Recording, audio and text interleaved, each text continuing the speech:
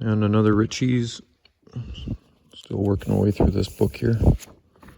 Oh, that's a good cover shot. It's almost like a Truck Loggers magazine cover. Cal's Northwest Falling Contractors.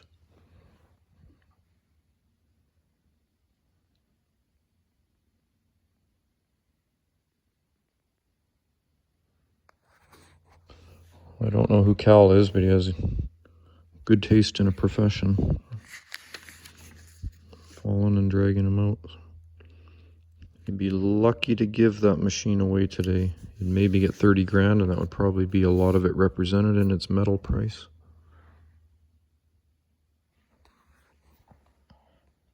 So this one should be full of logging gear.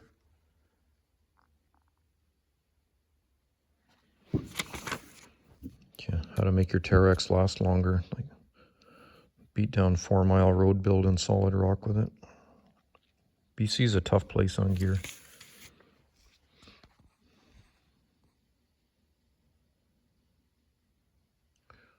D8 tracks are too tight, unless it was partially parked during a turn. That'll tension them. So what we got for yarders here, an 044, Medill 78, which I can't envision till I see it, S644, the 09 is normal.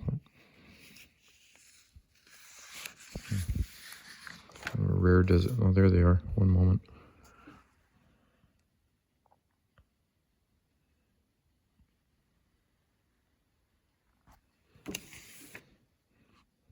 They look pretty normal from here.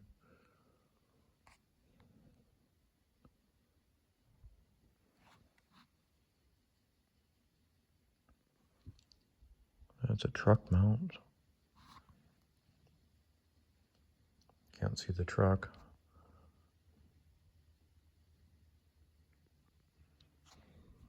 These had 653 Detroit diesels in them. There's a Rare Bird International excavator in behind. It's a long nose Volvo.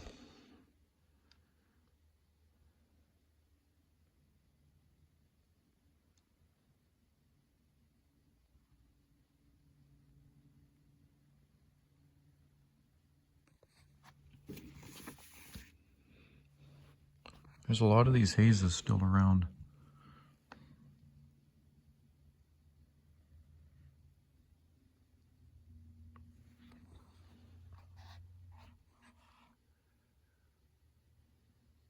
Float camp. What year was this? 1980. Oh, I lost the page. The float camp wasn't really, became a lot more in vogue through the 90s, and after the Forest Practices Code and a lot of the rules and the clampdowns on the lands and waters, fisheries, accessing, making landings, and with cut blocks getting smaller, and people weren't logging companies weren't ending up in a valley for 8 or 10 years anymore. It was easier just to park them on a barge, pull in, do the valley, get out, or part of it. Northwest. Those are a Rare Bird, Northwest excavator. That one's up in the bush. There's a big cut block in the background. Not too sure what that is in the front there, if anybody's got an idea.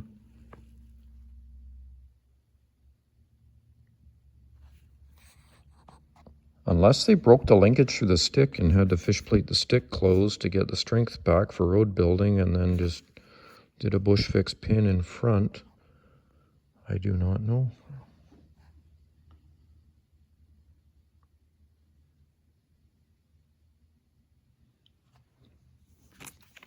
Massey Ferguson. There was a guy who ran one of those just about up till, might have been up to 1990. It was a company called Adax Demolition. They had one.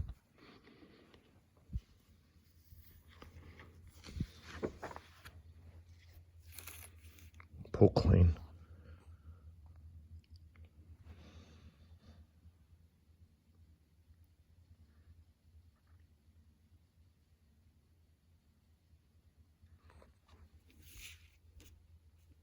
Napco. I'm only a C student. I didn't take engineering, but just to look at that, and if a kid's ever played on a teeter-totter, something says that that track frame isn't long enough. Should have a couple more rollers out the back and at least 1 or 2 out the front. I mean, that thing's got 4 feet of tail swing and it hasn't even swung yet. Must have 6, 7 feet of tail swing over the side. High pressure hydraulics. That was a road builder. It's got all the guarding on there, falling objects, structure. No hydraulic thumb. 1977. So thumbs hadn't really got invented yet.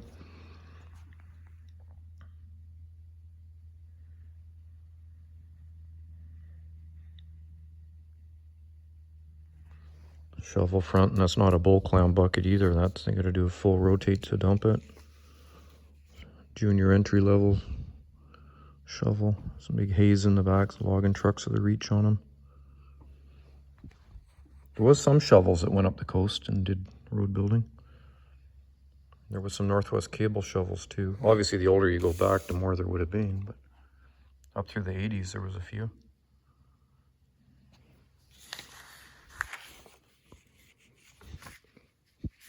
On the spot financing. How much trouble would that get a logger in? The minute they see it, they're pretty much, oh, I want one, I need one, I'll take it. So I think it should be next day financing, where you tell the logger to go home and sleep on it and ask his wife. Maybe a lot less financing let out the banks that way, or the lending companies. You don't really want time for common sense to kick in, because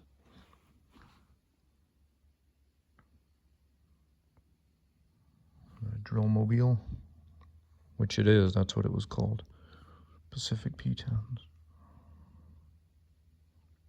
Doesn't BC just look like a field trip, being up in the bush and the camps and up on the roads? It's like camping and four-wheeling and getting paid for it all at once.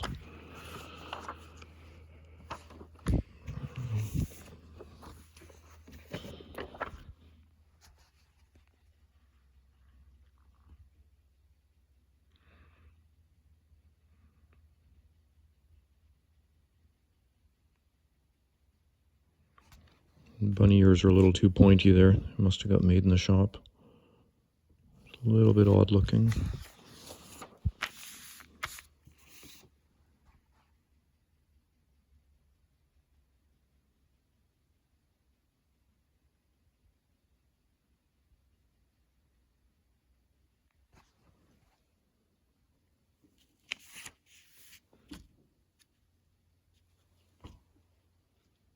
Oh, it's a Vancouver Island name. I was trying to make out the logo on there. It says Chew Excavating, which is, they're still around.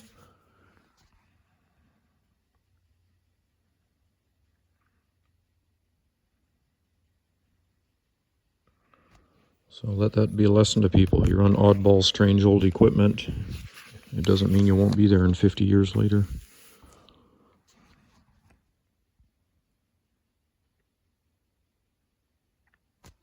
An Austin Western 4x4 grader in the side shot.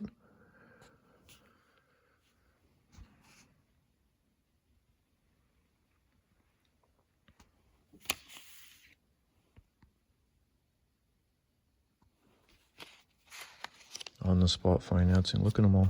Different companies. Never heard those names.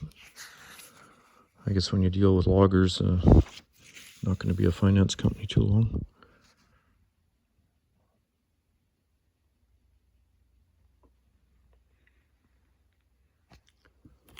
It's basically like giving people that do dope money to go do dope. They'll love you for it. They'll thank you profusely. They'll swear they'll pay you back. But somehow, in the midst of all the fun and excitement, you may get forgotten and your good deed may go unnoticed.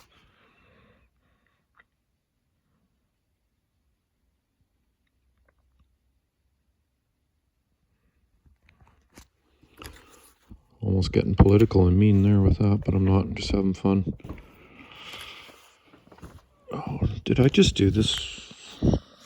Shoot. No, I didn't. Looking through the viewfinder on my phone here and babbling away. I don't know what I've looked at. They all look like diggers and scoopers.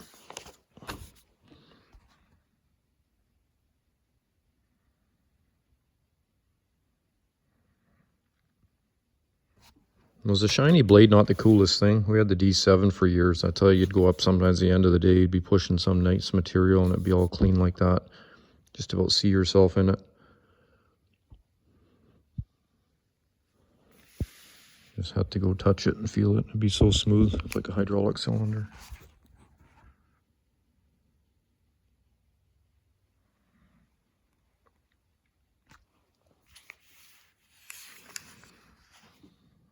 These tracks are too tight, so his sprockets are probably too worn.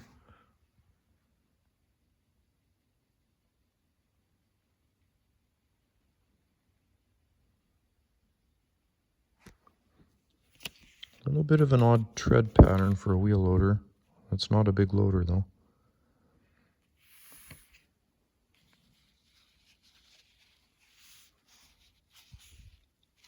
$1970. I got to drive a 71. Was it 1 or 2? 2-stick. Kenworth, that's an odd one.